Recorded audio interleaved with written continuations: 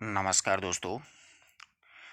अब अगला जो पत्र है वो एन फ्रैंक के द्वारा बुधवार को 29 मार्च 1944 को अपने प्यारी किट्टी यानी गुड़िया गुड़िया कई विद्यार्थियों ने फ़ोन किया था सर गुड़िया। तो वो एक्चुअल में क्या होता है कि डोल होती है उसको बोला जाता है।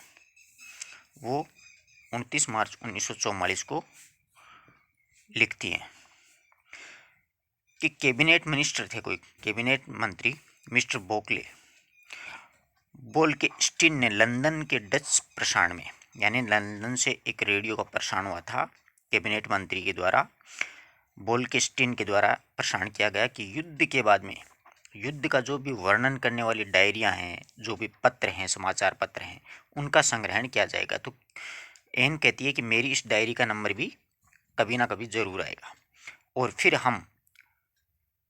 फिर हर कोई मेरी डायरी पर झपट पड़ेगा। तो एन कहती है अपनी गुड़िया को संबोधित करते हुए कि मेरी डायरी है वो इस युद्ध के बारे में बताने वाला सबसे अच्छा दस्तावेज होगा, तो हर कोई इसे लेने के लिए झपटेगा। और एक्चुअल में हुआ भी ऐसे ही था, क्योंकि दुनिया में सबसे अधिक पढ़ी जाने वाली पुस्तकों की श्रेणी में जब इस डायरी का नाम सबसे ऊपरी स्तर पर लिया जाता है तो हर कोई झपट ही पड़ा था। सोचो ये कितना दिलचस्प होगा, यानी महसूस करने में कितना अच्छा लगता है ये चीज़ कि अपनी कोई चीज़ दुनिया को पसंद आए। तो जिसने जो लिखी है ना उसको इतना आनंद महसूस होता है, इतनी अच्छी फीलिंग्स आती हैं कि वो तो मतलब एक महसूस करने वाला ही इस बात को सोच समझ सकता है।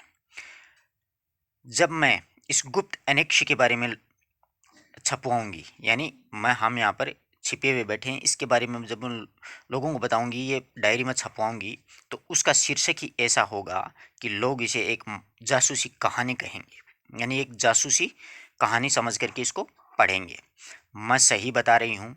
युद्ध के 10 साल बाद लोग इससे कितना चकित होंगे, यानी युद्ध के 10 साल बाद में लोग जब पढ़ेंगे इस चीज़ को तो कितना आश्चर्य होगा उन लोगों को कि हम किस प्रकार से एक दम घोटू घर में रहते थे। जब उन्हें पता चलेगा कि हम लोग कैसे रहते थे, हम क्या खाते थे और यहूदियों के रूप में अज्ञातवास में हम क्या क्या बातें करते थे। हालांकि मैं तुम्हें इस जीवन में काफ़ी कुछ बता चुकी हूँ, यानी अपने जीवन के बारे में बहुत कुछ बता चुकी हूँ, अपनी गुड़िया को संबोधित कर रही है। फिर भी तुम अभी थोड़ा ही जान पाई हो। मैंने बहुत कुछ बता दिया लेकिन बहुत थोड़ा जान पाई हो।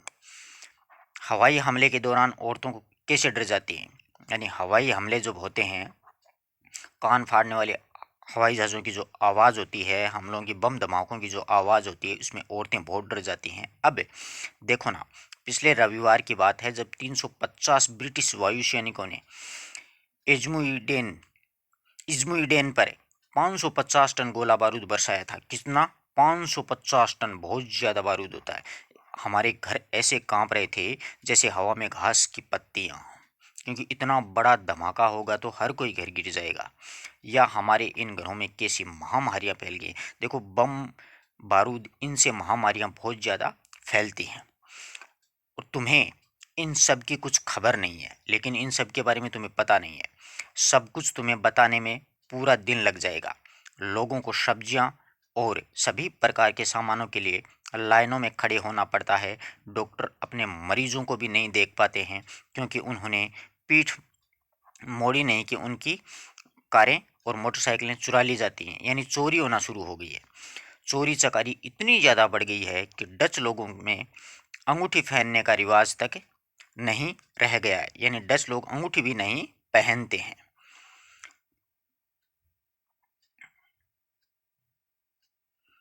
अब आगे देखिएगा, छोटे छोटे बच्चे जो 8-8 10-10 वर्ष के, यानी 8-10 साल की उम्र के होंगे, लेकिन लोगों के घरों की खिड़कियां तोड़ करके उसमें वो घुस जाते हैं, यानी घरों की खिड़कियां तोड़ लेते हैं और घुस जाते हैं। और जो हाथ भी लगता है उठा ले जाते हैं। लोग 5 मिनट के लिए भी अपना घर छोड़ने की हिम्मत नहीं करते, यानी हर कोई वहाँ पर चोरी करके भाग जाता है। सारा घर है वो साफ हो जाता है, क्योंकि लौटने पर उन्हें घर में झाड़ू फ्री मिलती है, यानी सब कुछ साफ मिलता है।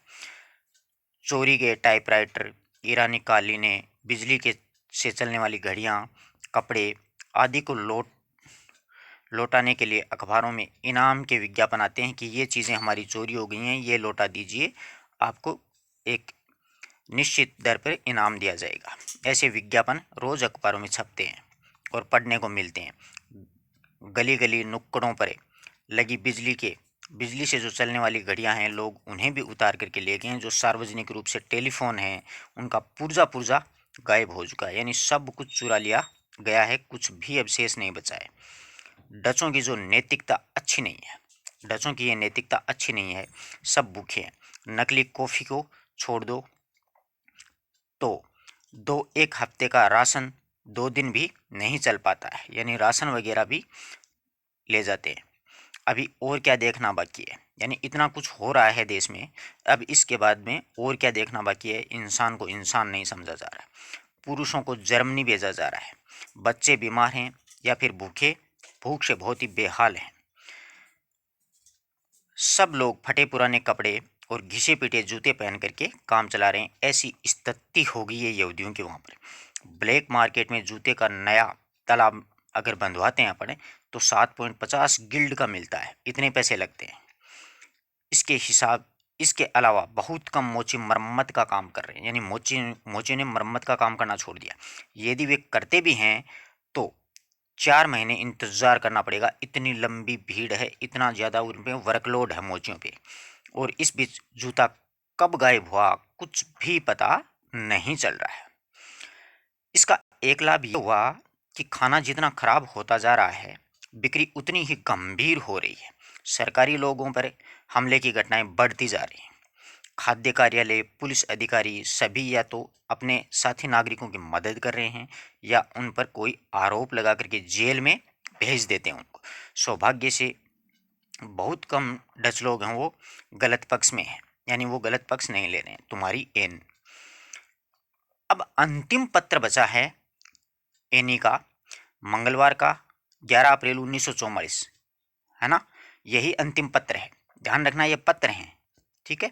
अपनी किट्टी को संबोधित करते हुए, अपनी गुड़िया अपने डोल को संबोधित करते हुए वो छोटी सी बच्ची लिख रही है। अंतिम पत्र पढ़ रहे हैं अपन लोग। मेरा सिर घूम रहा है, समझ में नहीं आ रहा है कहाँ से शुरू करूँ। गुरुवार, जब मैंने तुम्हें पिछली बार लिखा था सब कुछ ठीक ठाक चल रहा था। शुक्रवार था गुड फ्राइडे, हम मोनापोली खेल खेलते रहे थे। शनिवार भी हम यहीं की पर खेले, दिन पता नहीं चला कैसे बीत गए। शनिवार कोई 2 बजे का वक्त रहा होगा, तेज गोलाबारी शुरू हो गई थी, मशीन गनें चल रही थी। मर्द लोगों का यही कहना था कि बाकी लोगों के लिए सब कुछ शांत था, यानी बाकी लोगों के लिए सब कुछ शांत पड़ा था। रविवार दोपहर के वक्त में मेरे आमंत्रण पर पीटर 4:30 बजे मुझसे मिलने के लिए आया। 5:15 बजे हम ऊपर मिलने वाली अट्टारी पर चले गए, वहाँ हम 6 बजे तक रहे। 6 बजे से 7:15 बजे तक रेडियो पर बहुत सी खूबसूरत या मोतार मोज़ार्ट संगीत बज रहा था, यानी संगीत सुन रही थी वो। मुझे रात्रि राग बहुत भले लगे। मैं रसोई में तो संगीत सुन नहीं पाती, क्योंकि दिव्य संगीत मेरी आत्मा की गहराइयों में उतरता चला जाता है। यानी जो दिव्य संगीत होता है, संगीत की जिसको समझ होती है, संगीत के बारे में जो कुछ जानता है, तो वो उसमें खो जाता है। और ऐसा ही एनी के साथ में हुआ। रविवार के दिन पीटर स्नान नहीं कर पाया था। पीटर है, उसने स्नान नहीं किया था। अब देखते हैं क्यों नहीं किया। स्नान नहीं कर पाया। नहाने का जो टब था वो नीचे ऑफिस में गंदे कपड़ों से भरा हुआ था, इस कारण वो नहा नहीं सका। हम दोनों ऊपर अट्टारी पर एक साथ गए। हम दोनों ने आराम से बैठ सकें, यानी दोनों आपस में आराम से बातें कर सकें, इसलिए मुझे जो भी सुकून सामने नज़र आया मैं ऊपर लेती गई। जो भी कुशन सामने आया वो ऊपर लेके चली गई, वहाँ पर बैठ गई। हम एक पेटी पर बैठ गए। अब हुआ ये कि एक तो वह पेटी बहुत छोटी थी, छोटी सी पेटी थी, और दूसरे कुशन भी बहुत छोटा सा ही था जिस पे बैठा जाता है। हम दोनों एक दूसरे के बहुत सटे हुए बैठे थे। सहारा लेने के लिए हमारे पीछे 2 और पेटियां थी, और मोस्ची हमें कंपनी देने के लिए हमारे साथ थी। अब ये मोस्ची क्या है पता नहीं।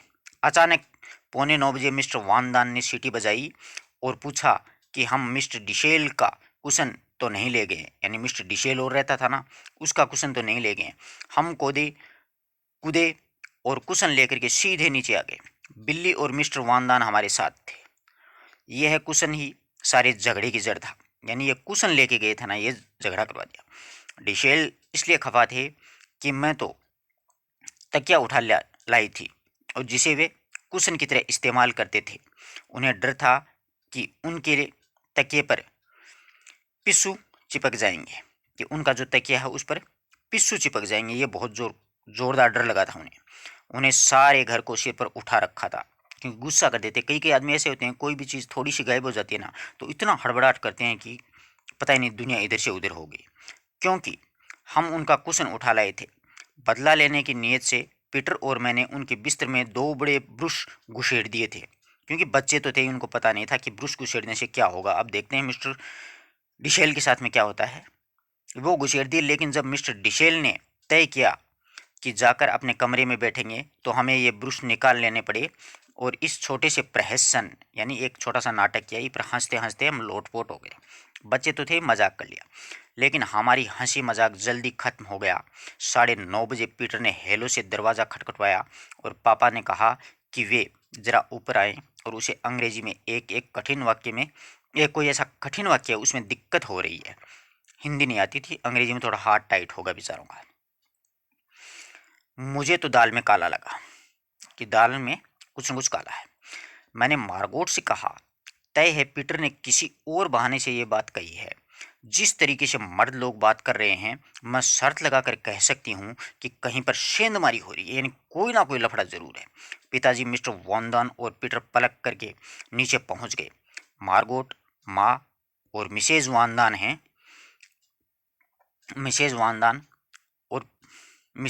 और मैं ऊपर इंतज़ार कर रहे थे। यानी चारों औरतें बैठी थी। 4 डरी सहमी औरतें बातें ही तो कर सकती हैं, यानी डरे औरतें हो चाहे मर्द हो, डरते समय सब सिर्फ बात ही कर सकते हैं और कुछ भी नहीं याद आता है। जब तक हमने नीचे जोर का एक धमाका नहीं सुना, हम बातों में लगी रही। इसके बाद का मामला ये हुआ, मेरा सोचना सही था, यानी कोई न कोई धमाका हो गया। एक्चुअल में बाद में देखते हैं क्या होता है।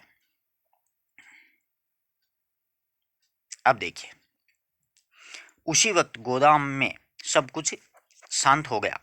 घड़ी में 9:45 बज गए। हमारे चेहरे का रंग है वह उड़ चुका था, क्योंकि धमाका होते तो अच्छे अच्छों के चेहरे का रंग उड़ जाता है।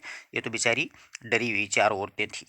इसके बावजूद कि हम डरे हुए थे, हम शांत बने रहे। आदमी लोग कहाँ थे? ये धमाके की आवाज़ कैसी थी? क्या वे लोग सेंधमारी के साथ लड़ रहे थे? हम डर के मारे सोच भी नहीं पा रहे थे। हम सिर्फ इंतज़ार कर सकते थे और कोई इनके पास में ऑप्शन ही नहीं बचा था। 10 बजे सीढ़ियों पर कदमों की आवाज़ आई। पापा का चेहरा पीला पड़ चुका था। पापा का क्या, दादा का चेहरा भी पीला पड़ जाता है जब धमाका सुनाई देता है तो। वे नर्वस थे, बेचारे नर्वस ही थे, और कोई ऑप्शन भी नहीं था, क्योंकि उनके अज्ञातवास का पता लग चुका था। जो खुफिया पुलिस थी उसको पता लग गया कि ये यहाँ पर छिपे हुए हैं। पहले वे भीतर आए उनके पिताजी, उसके पीछे मिस्टर वानदान। बत्तियां बंद कर दो। वानदान आकर क्या, बस अब बत्तियां बंद कर दो, अब अपना इलाज होने वाला है। दबे पांव ऊपर वाली मंजिल पर चले जाओ, पुलिस के आने की आशंका है। यानी अब खुफिया पुलिस आएगी, है ना। अब डरने का वक्त ही नहीं बचा था। बत्तियां बुझा दी गई थी। मैंने फटाफट एक जैकेट उठाई और हम ऊपर जाकर के बैठ के, हमें कुछ भी बताने वाला कोई भी नहीं था। मर्द लोग वापस नीचे जा चुके थे। वे चारों 10:10 पर वापस ही नहीं आए। 2 लोग पीटर की खुली खिड़की में से निगाहें रखे हुए थे। सीढ़ियों के बीच वाले दरवाजे पर ताला जड़ दिया गया था और बुक केस बंद कर दिया गया था। हमने रात को जलाई जाने वाली बत्ती पर एक स्वेटर डाल दिया, यानी रात को जो बत्ती जल रही थी उसको भी बंद कर दिया। तब उन्होंने हमें सब कुछ बताया कि क्या हुआ। तब आकर के उन्होंने धीरे धीरे बताया। पीटर अभी सीढ़ियों में बैठा था, वो बेचारा ध्यान रख रहा था। जब उसने जोर के 2 धमाके सुने, वह नीचे गया तो देखता है कि गोदाम के दरवाजे में कोई बाईं तरफ वाला आधा फट्टा जो है वो गायब हो गया। वह लपक कर ऊपर आया और होमगार्ड्स को चौकन्ना किया। होमगार्ड बैठा था ना वहाँ पर, घरों के गार्ड को बोलते हैं ना। वे चारों लपके लिपके नीचे गए। जब वे गोदाम में पहुंचे तो सेंधमार अपने धंधे में लगे हुए थे। सेंधमार आ गए थे ना वो पुलिस, वो धंधा में लगी थी, कुछ उलट पुलट कर रही थी, देख रही थी छानबीन।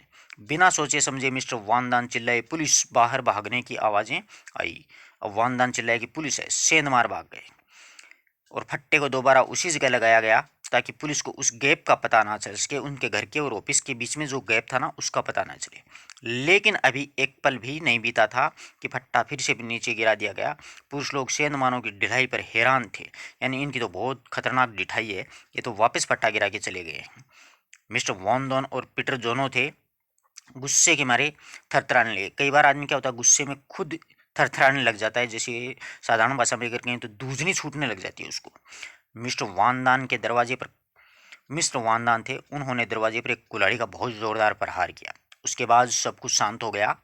एक बार फिर फट्टे को उसी जगह पर जमाया गया और एक बार फिर उसका यह प्रयास निष्फल कर दिया गया और बाहर की तरफ से एक आदमी और एक और टॉर्च की रोशनी फेंकते हुए दिखाई दिए उनको, यानी टॉर्च से वो रोशनी कर रहे थे। क्या मुसीबत है, उन आदमियों में एक भुनभुनाया। लेकिन अब संकट ये था कि उनकी भूमिकाएं बदल चुकी थी। अब वे पुलिस के बजाय सेंधमारों वाली हरकतों में आ गए थे। चारों लपक कर ऊपर आए। डिशेल और मिस्टर वानदान ने डिशेल साहब की किताबें उठाई और पीटर ने दरवाज़ा खोला, रसोई तथा प्राइवेट ऑफिस की खिड़कियां खोली, फोन को नीचे फर्श पर पटका और आखिरकार चारों बुक केस के नीचे पहुंचने में सफल हो ही गए। ये तुम्हारी एन। अब अगला जो अध्याय है, सॉरी वो जो लेटर है, पत्र है, उसमें एनी क्या लिखती है कि मंगलवार 13 जून 1944, तुम्हारी प्यारी किट्टी। अब देखती है, अब लिखती हैं एनी कि मेरा एक और जन्मदिन बीत गया था अब इनका, क्योंकि 13वां जन्मदिन पे उनको बुकलेट मिली थी, फिर एक और बीत गया 14वां, अब 15वां शुरू हो रहा था। मेरा एक जन्मदिन गुजर गया था, इस हिसाब से मैं 15 वर्ष की हो गई, क्योंकि 13 को उनको डायरी मिली, 14वां गुजरा तो 14वां, अब जैसे ही गुजरा तो फिर 15वां शुरू हो गया, तो अब वो 15वें वर्ष में चल रही थी। मुझे काफ़ी सारे उपहार मिले थे, अब उपहारों की चर्चा करेंगे वो। स्प्रिंगर की 5 खंडों वाली कलात्मक इतिहास की पुस्तक मिली, एक चड्डियों का सेट मिला, 2 बेल्टें मिली, एक रुमाल, दही के 2 कटोरे, जेम की शीशी, शहद वाले 2 छोटे बिस्किट, मम्मी पापा की तरफ से वनस्पति विज्ञान की एक किताब, मार्गोट की तरफ से सोने का एक ब्रेसलेट मिला था, वॉन्डन परिवार की तरफ से उनको दिया गया था स्टिकर एल्बम, डिशेल की तरफ से उन्हें मिला था बायोमाल्ट के मीठे मटर, और मेप की तरफ से मिठाई, वेब की तरफ से मिठाई और लिखने के लिए कॉपियाँ, और सबसे बड़ी बात तो थी कि मिस्टर कुलगर्ल की तरफ से मुझे मारिया तेरेसा के नाम की एक किताब तथा क्रीम से भरे हुए चीज़ के 3 स्लाइस इनको मिले थे। ये चीज़ें मिली। पीटर ने पियोनी फूलों का खूबसूरत गुलदस्ता दिया। बेचारे को ये उपहार जुटाने में बहुत ही अच्छी खासी मेहनत करनी पड़ी, लेकिन वह कुछ और जुटा नहीं पाया था और नहीं जुटा पाया। ऐसा बेहद बेहद खराब मौसम, लगातार बारिशें, हवाएं और उफान पर समुद्र के बावजूद हमले शानदार तरीके से जारी थे। कल चर्चिल और स्मट्स, आइजनवायर तथा आर्लमोल्ड उन फ्रांसीसी गांवों में गए जिन पर ब्रिटिश सैनिकों ने पहले कब्जा कर लिया था, यानी ब्रिटिश सैनिक वहां पर आ गए और बाद में मुफ्त उनको छुड़वा दिया था। चर्चिल और टोरपीडो नाव में थे। इससे तटों पर गोलाबारी की जाती थी। बहुत से लोगों की तरह चर्चिल को भी पता नहीं था डर किस चिड़िया का नाम है, यानी चर्चिल भी नहीं जानता था कि डर होता क्या है। चर्चिल क्या है, जन्मजात बहादुर है। यहाँ हमारी अनेक्सी के किलेबंदी से डच लोगों के मूड की थाह पाना बहुत मुश्किल है। इस बात में कोई शक नहीं है कि लोग बाग बैठे ठाले भी खुश रह लेते हैं। ब्रिटिश सैनिकों ने आखिर अपनी कमर कस ली और अपने मकसद को पूरा करने के लिए निकल पड़े थे। ब्रिटिश सैनिक, जो लोग ये दावा करते फिर रहे थे कि वे ब्रिटिश के द्वारा कब्जा किए जाने वाले पक्ष में नहीं है, कि ब्रिटिश इस पर अधिकार नहीं करे, वे ये नहीं जानते कि वे कितनी बड़ी गलती पर हैं। उन्हें तर्क का कारण इतना भर है कि ब्रिटिश को लड़ते रहना चाहिए, संघर्ष करना चाहिए, और जो हॉलैंड है उसको आज़ाद कराने के लिए अपने सूरवीर सैनिकों के लिए आगे आना चाहिए। ये ऐसा तर्क दे रहे थे। हॉलैंड के साथ साथ कब्जे वाले दूसरे देशों को भी आज़ाद कराना चाहिए, लेकिन उसके बाद भी ब्रिटिश और हॉलैंड में रुकना नहीं चाहिए। इसके बजाय उन्हें चाहिए कि वे सभी कब्जे वाले देशों को से हाथ जोड़कर माफ़ी मांग लें, डच ईस्ट इंडीज़ को और उसके सही हकदारों के हाथों में सौंपे, और थके टूटे और हारे लूटे पीटे अपने देश ब्रिटेन में लौट जाएं। मूर्खों की कहीं कोई कमी नहीं है, यानी सभी मूर्ख हैं परंतु ऐसा कर नहीं रहे हैं। इसके बावजूद जैसा कि मैंने कहा, कुछ एक समझदार डच लोगों की भी कमी नहीं है। अगर ब्रिटिश के जर्मनी के साथ शांति संधि पर हस्ताक्षर कर लिए होते तो हॉलैंड और उसके पड़ोसी देशों का क्या हाल हुआ होता। उसके पास ऐसा करने में बहुत मौके मौजूद थे। हॉलैंड जर्मनी बन चुका होता, तब यह होना की समाप्ति का संकेत होता, सब कुछ खत्म हो जाने का संकेत है, यानी सब कुछ यहाँ पर खत्म हो जाता। ऐसे सभी जो डच लोग हैं जो अभी भी ब्रिटिश की हिराकत में से रखते हैं, ब्रिटेन की खिल्ली उड़ाते हैं, उनके बुढ़ाते लार्डों की सरकार को ताने मारते हैं, उन्हें कायर कहते हैं, इसके बावजूद जर्मनों से नफरत करते हैं, एक अच्छा खासा सबक सिखाने के लायक है। उनकी जमकर मरम्मत की जानी चाहिए ताकि हमारे जंग लगे दिमाग खुलेंगे, इसमें होश आएगा। मेरे दिमाग में हर समय इच्छाएं, विचार, आरोप तथा डांट फटकार की ही चक्कर खाते रहते हैं। मैं सचमुच इतनी घमंडी नहीं हूँ जितना लोग मुझे समझते हैं। मैं किसी और की तुलना में अपनी कई कमजोरियों और खामियों को बेहतर तरीके से जानती हूँ, लेकिन एक फ़र्क ये है, मैं जानती हूँ कि मैं खुद को बदलना चाहती हूँ, बदलूंगी और काफ़ी हद तक बदल चुकी हूँ, यानी अपने आप को भी मैं बदल चुकी हूँ, ऐसा एनी कहती है। जब तब ऐसा क्यों? मैं अपने आप से ये सवाल पूछती हूँ कि लोग मुझे अभी भी इतना नाक गुशेड़ू और अपने आप को 30 मार का समझने वाली क्यों मानते हैं? क्या मैं वाकई उखड़ हूँ? क्या मैं अकेली उखड़ हूँ, या यह या वे सब ही है? ये सब वाहियात लगता है मुझे तो।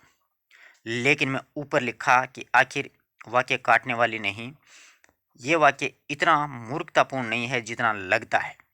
मुझ पर हमेशा आरोपों की बौछार करते रहने वाले दो लोग हैं, एक तो मिसेज वानदान और दूसरे डिशेल। ये दोनों इन्हीं को बहुत परेशान करते हैं, ये आरोप लगाते हैं।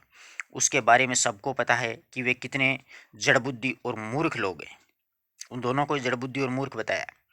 मूर्ख जिसके आगे कोई विशेषण लगाने की जरूरत भी नहीं है। मूर्ख लोग आमतौर पर इस बात को सहन नहीं कर पाते कि कोई उनसे बेहतर काम करके दिखाए, और इसका सबसे बढ़िया उदाहरण दो जड़मती मिसेज वानदान और मूर्खाधिराज डिशेल।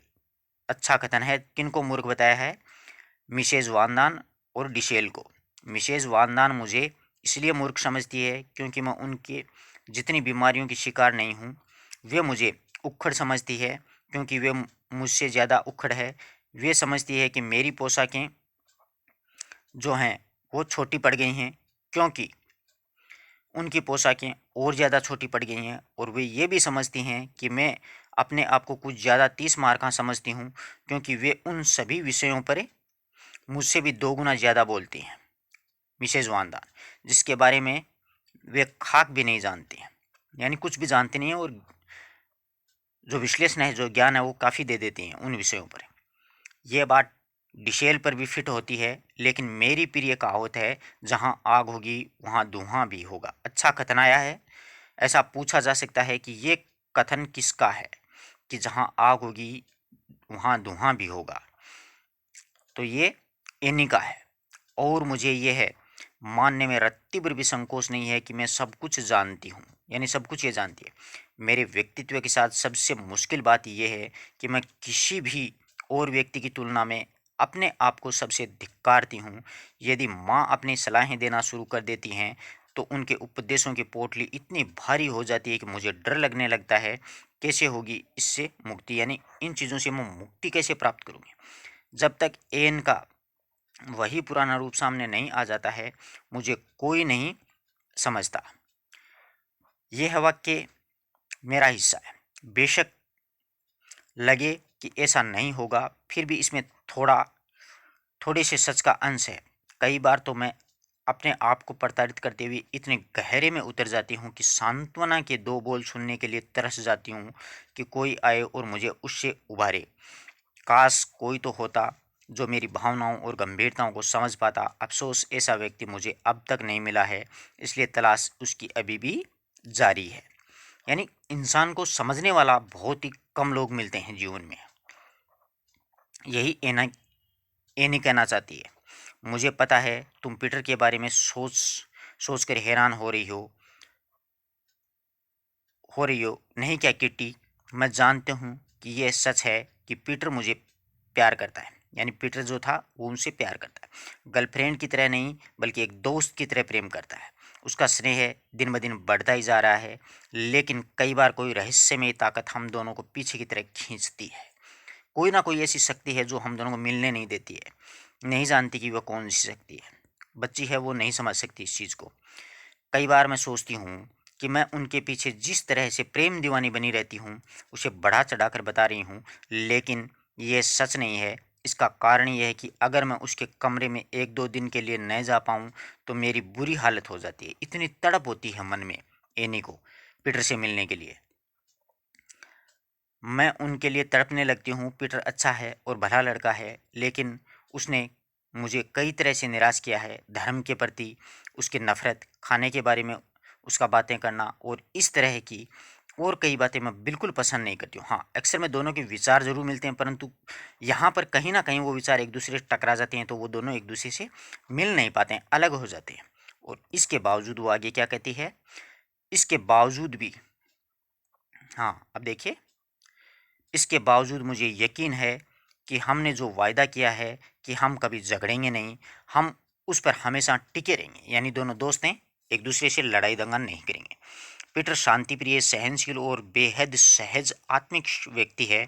वह मुझे कई ऐसी बातें भी कह लेने देता है जिसने कहने की वह अपनी मम्मी को भी इजाज़त नहीं देता है। यानी मैं उनको कुछ भी कह सकती हूँ, क्योंकि दोस्त ही दोस्त को कुछ कह सकता है, मम्मी पापा को ये इजाज़त नहीं होती है, और वही पीटर करता है। वह दृढ़ निश्चयी होकर के एक मुहिम पर जुटा हुआ है कि वह अपने पर लगे हुए सभी इल्ज़ामों से अपने आप को पाक साफ करे और अपने कामकाज का सलीका लाए, अपना जो कामकाज करता है उसमें सहूलियत लाए। इसके बावजूद वह अपने भीतर स्वयं का मुझसे छुपाता क्यों है? स्वयं अपनेपन को क्यों छुपाता है कि मैं तुम्हें चाहता हूँ? होता है ऐसा, इंसान ऐसी बातें करता है, यानी वो छुपा लेता है, दर्शाता नहीं है कि दूसरा मेरे बारे में क्या कहेगा।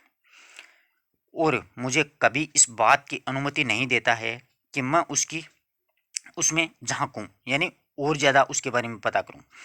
निश्चित ही वह मेरी तुलना में ज़्यादा गुनाह है, लेकिन मैं अनुभव से जानती हूँ। हालांकि मुझ पर लगातार ये आरोप लगाया जाता है कि जो कुछ भी वह जानना चाहिए वह मैं थ्योरी में जानती हूँ, व्यवहार में नहीं। यानी प्रैक्टिकली उसको नहीं देखा। कि कई बार ऐसे घुन्ने लोग भी हैं जिन्हें संवाद कर पाना बहुत मुश्किल होता है, यानी बातचीत कर पाना और अपनी बात किसी से कह पाने की उत्कट चाह लिए होते हैं। यानी अपनी बात किसी दूसरे को वो कहना चाहते हैं। पीटर और मैंने दोनों में अपने चिंतनशील बरस अनेक्सी में ही बिताए थे। यानी वहाँ पर गुप्त जो उनका घर था, अज्ञातवास, उसमें हम अक्सर भविष्य, वर्तमान और अतीत की बातें करते हैं, लेकिन जैसा कि मैं तुम्हें बता चुकी हूँ, मैं असली चीज़ की कमी महसूस करती हूँ और मैं जानती हूँ वह मौजूद है। क्या कारण क्या इसका कारण यह है कि मैं अरसे से बाहर नहीं निकली हूँ और प्रकृति के लिए पागल हुई जा रही हूँ।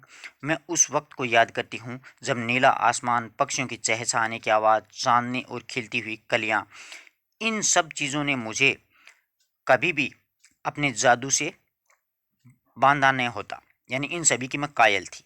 मेरे यहाँ आने के बाद चीज़ें बदल गई। उदाहरण के लिए छुट्टियों के दौरान की बात है।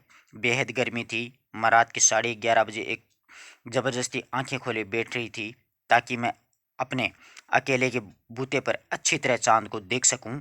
अफसोस, मेरी सारी मेहनत बेकार गई। चौंध इतनी ज़्यादा थी कि खिड़की खोलने का जोखिम नहीं था। यानी चांदनी बहुत ज़्यादा थी और खिड़की खोलती तो कोई ना कोई आक्रमण कर देता। कई महीने बाद में एक और मौका आया और उस रात में ऊपर वाली मंजिल पर थी, खिड़की खुली हुई थी। जब तक खिड़की बंद करने का वक्त नहीं हो गया, मैं वहीं पर बैठी रही थी। वहाँ पर सांवली बरसात की रात थी। तेज़ हवाएं चल रही थी। बादलों के बीच में लुका छिपी चल रही थी, यानी बादल एक दूसरे से चल रहे थे, चांद छिप रहा था। जब सारे नज़ारे ने मुझे मंत्रमुग्ध कर दिया था, मंत्रमुग्ध। पिछले 1.5 बरस से यह पहली बार हो रहा था। यानी मैं 1.5 बरस से छुपी हुई बैठी थी, पहली बार देख रही थी कि मैं आमने सामने रात से साक्षात्कार कर रही थी। इस शाम के बाद मैं प्रकृति से साक्षात्कार करने की मेरी ये चाह लगातार बढ़ती गई। जब मुझे चोर और उचक के, मोटे काले चूहे या पुलिस के छापे का डर नहीं था, मैं अकेले ही नीचे चली गई और रसोई तथा प्राइवेट ऑफिस की खिड़की से प्रकृति के नज़ारे देख रही थी। कई लोग सोचते हैं कि प्रकृति सुंदर होती है, कई लोग समय समय पर तारों से भरे आसमान के तले सोते हैं, और कई लोग अस्पतालों और जेलों में उस दिन की राह देखते हैं। इस दिन की राह देखते रहते हैं कि कब आज़ाद होंगे और फिर से प्रकृति के इस अनूठे उपहार का आनंद ले पाएंगे। प्रकृति गरीबी अमीरी के बीच में कोई भेदभाव है वो नहीं करती है, क्योंकि प्रकृति तो सबको समान ही मानती है। यह मेरी कल्पना मात्र नहीं है। आसमान, बादलों, चांद और तारों की तरह देखना मुझे शांति और आशा की भावना से सरोबार कर देता है, क्योंकि प्रकृति सबको समान भाव से रखती है। यह विलेरियन और ब्रोमाइट की तुलना में आजमाया हुआ बेहतर नुस्खा है। शांति पाने की रामबाण दवा है। शांति अगर इंसान को प्राप्त करना है तो एकांत में जाके प्रकृति से बातें करने लग जाओ, प्रकृति में खो जाओ, आदमी को अपने आप मन शांत हो जाएगा। प्रकृति मुझे विनम्रता का उपहार देती है, यानी सभी को ही देती है वैसे तो, और इससे मैं बड़े से बड़ा धक्का भी हिम्मत के साथ झेल पाती हूँ।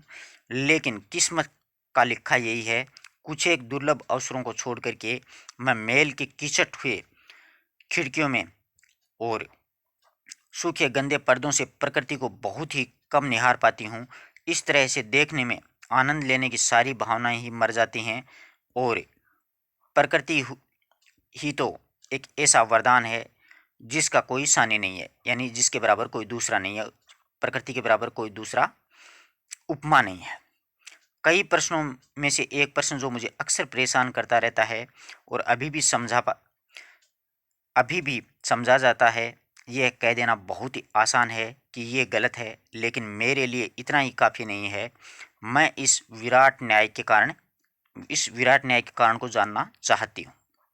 संभवतः पुरुषों और औरतों पर शुरू से ही इस आधार पर शासन करना शुरू किया, पुरुषों ने औरतों पर, कि वे उनकी तुलना में शारीरिक रूप से ज़्यादा सक्षम हैं। यानी पुरुष हैं वो स्त्रियों पर शासन इसलिए करते हैं कि शारीरिक रूप से वो सक्षम है। पुरुष ही कमा कर लाता है, बच्चे पालता पोसता है और जो मन में आए करता है। लेकिन हाल ही में स्थिति बदल गई है। औरतें अब तक इन सबको सहती चली आ रही हैं, जो कि बेवकूफ़ी थी, क्योंकि इस प्रथा को जितना अधिक जारी रखा गया है वह उतनी गहराई में उनकी जड़ें जमाती चली गई हैं। सौभाग्य से शिक्षा, काम तथा प्रगति ने औरतों की आंखें खोल दी हैं। यानी शिक्षा जैसे जैसे आई, औरतों ने आंखें खोलना शुरू कर दी और कई देशों में उन्हें बराबरी का हक दिया जाने लगा। और कई लोगों ने, कई औरतों ने और कुछ एक पुरुषों ने भी अब इस बात को महसूस कर लिया है कि इतने लंबे अरसे तक इस तरह की वाहियात स्थिति, यानी बेकार जो स्थिति थी, उसको झेलना गलत ही था। आधुनिक महिलाएं पूरी तरह से स्वतंत्र होने का हक चाहती हैं। लेकिन इतना ही काफ़ी नहीं है। महिलाओं का पूरा सम्मान किया जाना चाहिए, यानी महिला होती हैं उनका पूरा सम्मान करना चाहिए। आमतौर पर देखा जाए तो पूरी दुनिया में पुरुष वर्ग को पूरा सम्मान मिलता है, तो महिलाओं ने भी क्या कसूर किया है? यानी पुरुषों को जब सम्मान मिलता है तो महिलाओं को भी मिलना चाहिए, कि वे उसे उनसे वंचित रहें और उन्हें अपने हिस्से का सम्मान न मिले। सैनिकों और युद्धों के वीरों का सम्मान किया जाता है, उन्हें अलंकृत किया जाता है, यानी उन्हें सम्मानित किया जाता है, उन्हें अमर बना डालने का एक शौर्य प्रदान किया जाता है, शहीदों को पूजा जाता है। लेकिन कितने लोग ऐसे हैं जो औरतों को भी सैनिक का दर्जा देते हैं, यानी कितने लोग ऐसे भी हैं जो औरतों को भी सैनिक के बराबर मानते हैं। जैसे अपनी महारानी लक्ष्मीबाई। मौत के खिलाफ मनुष्य नाम की किताब मैंने पढ़ी। मौत के खिलाफ मनुष्य नामक जो किताब है वो इन्होंने पढ़ी थी। इसमें पढ़ा था कि आमतौर पर युद्ध में लड़ने वाले वीर को जितनी तकलीफ, पीड़ा, बीमारी और यंत्रणा से गुजरना पड़ता है, उससे कहीं अधिक तकलीफें औरत को बच्चे को जन्म देते इसमें झेलनी पड़ती हैं। बहुत ही बड़ी बात लिखती है, दिखने में बहुत छोटी है परंतु बहुत बड़ी बात है। एक नया जन्म होता है, एक नई प्रकृति का जन्म होता है, एक ईश्वर प्रदत्त शक्ति होती है महिला के पास में। जब किसी बच्चे को जन्म देती है तो वो इतना ज़्यादा तकलीफ, पीड़ा महसूस करती है कि उसको बयां नहीं किया जा सकता है। यानी धरती से ज़्यादा सहनशील औरत को इसीलिए कहा गया है। इन सारी तकलीफों से गुजरने के बाद उन्हें पुरस्कार क्या मिलता है? कितनी बड़ी बात लिखी है, कुछ भी पुरस्कार नहीं मिलता। जब बच्चा जनने के बाद में उसका शरीर अपना आकर्षण खो देता है, तो उसे एक तरह धकिया दिया जाता है, उसके बच्चे उसे छोड़ देते हैं और उसका सौंदर्य उसे विदा ले लेता है। औरत ही तो है जो मानव जाति की निरंतरता को बनाए रखने के लिए इतनी तकलीफों से गुजरती है। एक एक शब्द, एक एक वाक्य बहुत ही शानदार बात कह रहा है। संघर्ष करती है, बहुत अधिक मजबूत बहादुर सिपाहियों से भी ज़्यादा मेहनत करके खटती है। वह जितना संघर्ष करती है उतना तो बड़ी बड़ी डींगे हाँकने वाले ये सिपाही मिलकर भी नहीं कर पाते। वास्तव में सही बात कही है। मेरा ये कहने का कतई मतलब नहीं है कि औरतों को बच्चे जन्ना बंद कर देना चाहिए। इसके विपरीत प्रकृति चाहती है कि वे ऐसा करें और इस वजह से उन्हें ये काम करते रहना चाहिए। मैं जिस चीज़ की भर्त्सना करती हूँ, यानी जिस चीज़ से घृणा करती हूँ, वह है हमारे मूल्यों की प्रथा और हमारे ऐसे व्यक्तियों की। मैं भर्त्सना करती हूँ ऐसे व्यक्तियों से जो ये बात मानने को तैयार नहीं होते हैं कि समाज में औरतें खूबसूरत और सौंदर्य में औरतों का योगदान कितना महान और मुश्किल है। मैं इस पुस्तक के लेखक श्री पॉल मैं इस पुस्तक के लेखक श्री पॉल दे क्रूइफ जी से पूरी तरह सहमत हूँ जब वे कहते हैं कि पुरुषों को ये बात सीखनी ही चाहिए कि संसार के जिस हिस्सों में हम सभ्य कहते हैं, यानी संसार के जिस हिस्सों को अपन सभ्य कहते हैं ना, वहाँ जन्म अनिवार्य और टला नहीं जा सकने वाला काम नहीं रह गया है। आदमियों के लिए बात करना बहुत आसान होता है, उन्हें औरतों के द्वारा झेली जाने वाली तकलीफ़ों से कभी भी गुजरना नहीं पड़ेगा, क्योंकि आदमी तो बेचारा जन्म ही नहीं सकता ना, बच्चे को जन्म तो एक स्त्री ही देगी। मेरा ये विश्वास है कि अगली सदी आने पर यह मान्यता बदल चुकी होगी कि बच्चे पैदा करना ही औरतों का काम है। औरतें ज़्यादा सम्मान सराहना की हकदार बनेंगी और वर्तमान में बन रही हैं। ये सब औरतें जो एक उफ तक किए बिना ही, लंबे चौड़े बखानों के बिना ये तकलीफें सहन करती हैं, तुम्हारी एन। तो ये कथन अच्छा है, नोट कीजिएगा। मौत के खिलाफ मनुष्य ये पुस्तक है और इस पुस्तक के जो लेखक हैं उनका नाम है श्री पोल दे क्रूइफ। ये पूछा जा सकता है ये पुस्तक के लेखक कौन है ना। ये अपना पूरा अध्याय हो गया। अब देखिए, इसका हिंदी में अनुवाद सूरज प्रकाश के द्वारा किया गया। ये विद्यार्थी जीवन में शब्द अपन पढ़ते नहीं हैं और इसका पूछ लिया जाएगा कि the young girl of India नाम से ये जो पुस्तक लिखी थी उसका हिंदी में अनुवाद किसने किया, एन फ्रैंक की डायरी का अंग्रेजी से। तो ध्यान रखिएगा, इसका सूरज प्रकाश नामक एक विद्वान है, उन्होंने किया था। अब पूरी जो डायरी है वो आपको याद खुद ब खुद होगी। आपको ऐसे पॉइंट्स बताऊंगा मैं जो आप अपने नोट्स के रूप में रखिएगा, जिससे कि पूरी डायरी आपको एक बार पढ़ने के बाद में इनको दोहराव कर लोगे तो सारा कॉन्सेप्ट क्लियर हो जाएगा। देखिएगा, एन फ्रैंक किट्टी नामक गुड़िया को कुल 10 पत्र लिखे थे। यहाँ पर अच्छा प्रश्न बनता है कि ये कितने पत्र हैं इस डायरी में। अगला प्रश्न उठा लेगा तो कहाँ से जवाब दोगी, यार ये तो गिने ही नहीं थे, पत्र भी थे 10 लिखे थे। प्रथम पत्र कब लिखा था, ध्यान रखना है, 8 जुलाई 1942 को। 10वां पत्र मंगलवार को 13 जून 1944 को। ये दोनों दिनांक अच्छे से याद रखना, बीच वाले कोई आवश्यकता नहीं है, ये ही पूछे जाते हैं ज़्यादातर, पहला और अंतिम। हिटलर जो था उसने यहूदियों को विवश कर दिया, यहूदियों को, और अपनी पहचान के लिए एक पीला सितारा लगा दिया। यानी सितारा अपने पीछे पड़ा था ना, हम लोग सितारे लगाए हुए सड़क पे जा रहे थे, तो जिससे पता चले कि ये यहूदी हैं। मार्च 1933 में हिटलर की एक नाजी पार्टी की जीत हो गई। पार्टी का नाम पूछा जा सकता है, कौन सी पार्टी है, नाजी पार्टी। नाजियों ने मई 1940 में नीदरलैंड पर कब्जा कर लिया। पूछा जा सकता है कब कब्जा किया, 1940 में।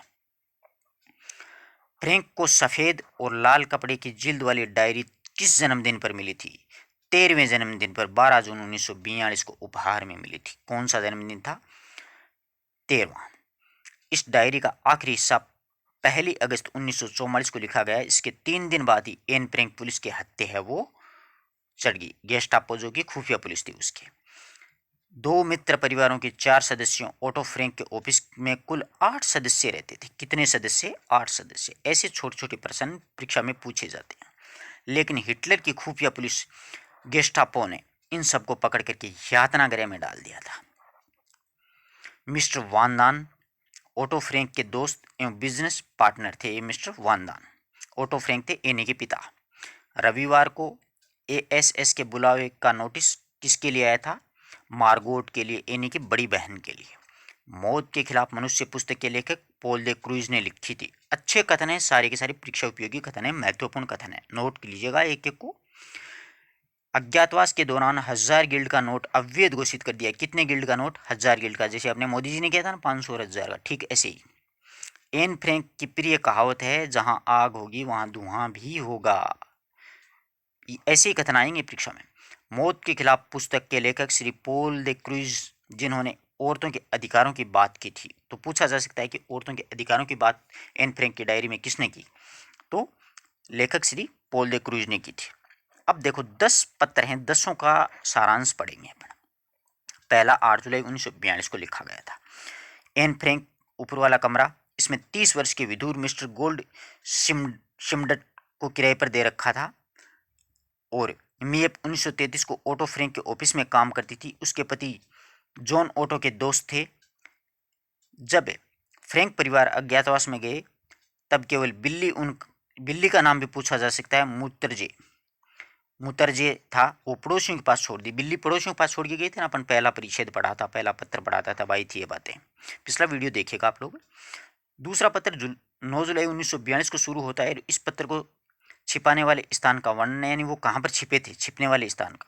फ्रैंक परिवार 16 जुलाई 1942 को अज्ञातवास पर गए थे। मार्गोट का बुलावे आने के कारण ये योजना 10 दिन के लिए आगे खिसकाना पड़ा। और छिपने का स्थान था, उनके पापा थे ना ओटा के ऑफिस की इमारत थी, यानी पिछली इमारत में वो छिपे थे। तीसरा जो पत्र था उसमें वर्णन किया गया है, इसमें अज्ञातवास का वर्णन है।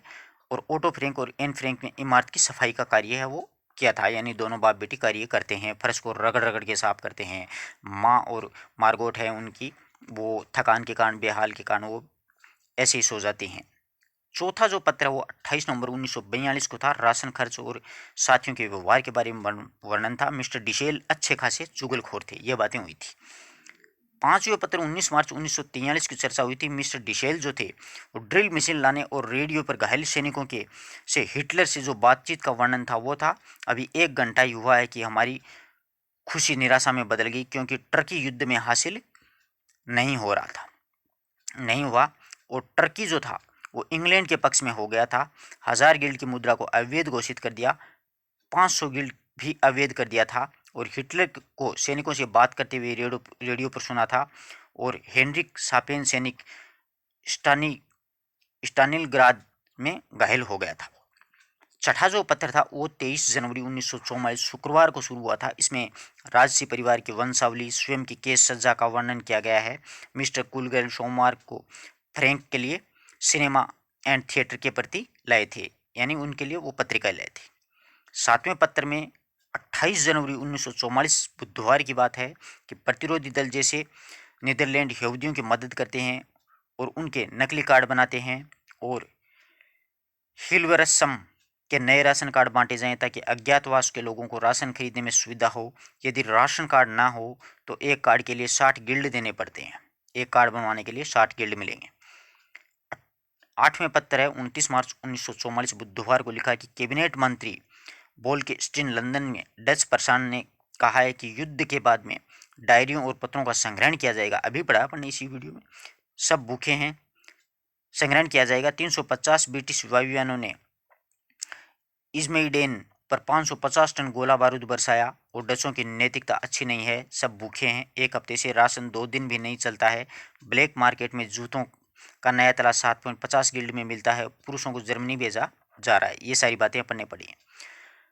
नवा जो पत्र है उसमें 11 अप्रैल 1944 को इसमें युद्ध स्थिति एवं राम में हुई सेंधमारी का वर्णन किया गया है, यानी वो छिपे हुए थे ना वहाँ पर सेंधमारी कर रहे थे, उनका वर्णन था यहाँ पर। 10वां जो अंतिम पत्र था वो 13 जून 1944 मंगलवार को लिखा था। इसमें एने ने लिखा है कि मैं 15 वर्ष की हो गई थी। अंतिम पत्र के समय ये 15 वर्ष की हो गई। मुझे जन्म पर स्पेंगर के 5 खंडों वाली इतिहास की किताब, मम्मी पापा की तरफ से वनस्पति विज्ञान की किताब, मार्गोट की तरफ से एक सोने का ब्रेसलेट, वानदान की तरफ से स्टिकर एल्बम, कुलगल की तरफ से मारिया टेरेसा की एक पुस्तक यानी किताब मिली। और पीटर ने पियानो फूलों का खूबसूरत गुलदस्ता भी दिया था। आगे फ्रैंक ने लिखा था कि मूर्ख लोग आमतौर पर इस बात को सहन नहीं कर पाते हैं कि कोई उससे बेहतर काम करके दिखाए, और उससे बढ़िया उदाहरण है मिसेज वानदान और मूर्खाधिराज डिशेल। इन दोनों को वो मूर्ख समझते ना, अभी पढ़ाया ना पढ़ने पीछे। मिसेज वानदान मुझे इसलिए मूर्ख समझती हैं कि मैं उनसे ज़्यादा बीमारियों की शिकार नहीं हूँ। मैं उनके जितनी बीमारियों की शिकार नहीं हूँ। पीटर मुझे प्यार करता है। इनका बॉयफ्रेंड पूछा जा सकता है, मित्र पूछा जा सकता है, बॉयफ्रेंड तो नहीं था। गर्लफ्रेंड की तरह नहीं बल्कि एक दोस्त की तरह प्रेम करता है। उसका स्नेह दिन ब दिन मुझ पे बढ़ता ही जा रहा है, लेकिन कई बार कोई रहस्यमय ताकत हम दोनों को पीछे धकेलती है, यानी खींचती है। मैं नहीं जानती वो कौन सी शक्ति है। प्रकृति मुझे विनम्रता का उपहार देती है। आशा करता हूँ पूरी डायरी आपको 2 वीडियोज़ में अच्छी तरीके से समझ में आई होगी। अगर किसी को किसी प्रकार का कोई डाउट हो तो आप लोग पूछ सकते हो। आई बात समझ में? अंग्रेजी में अनुवाद सबसे पहले मूलतः डच भाषा में लिखी गई थी 1947 में। 52 में इसका अंग्रेजी में अनुवाद हुआ था और ये दुनिया में सबसे अधिक पढ़ी जाने वाली पुस्तकों में से एक थी। डायरी के पन्ने विधा के नाम से इनका अनुवाद किया था सूरज प्रकाश ने। ध्यान रखिएगा, किसने? सूरज प्रकाश ने। ठीक है। अगर किसी विद्यार्थी के अंग्रेजी में इसका जो नाम था, इसका जो शीर्षक था वो था the diary of young girl नाम से प्रकाशित हुई थी 1952 में। ठीक है। मूलतः ये डच भाषा में है। किसी प्रकार का कोई डाउट हो तो आप पूछ सकते हो। और ये 1929 से 1945 के बीच की पूरी कहानी है, वो एन फ्रेंच के द्वारा लिखी गई है। धन्यवाद दोस्तों। अब अपन कल शुरू करते हैं कक्षा 12 की अनिवार्य हिंदी विशेष शुरू करेंगे, हिंदी साहित्य जिसको बोलते हैं।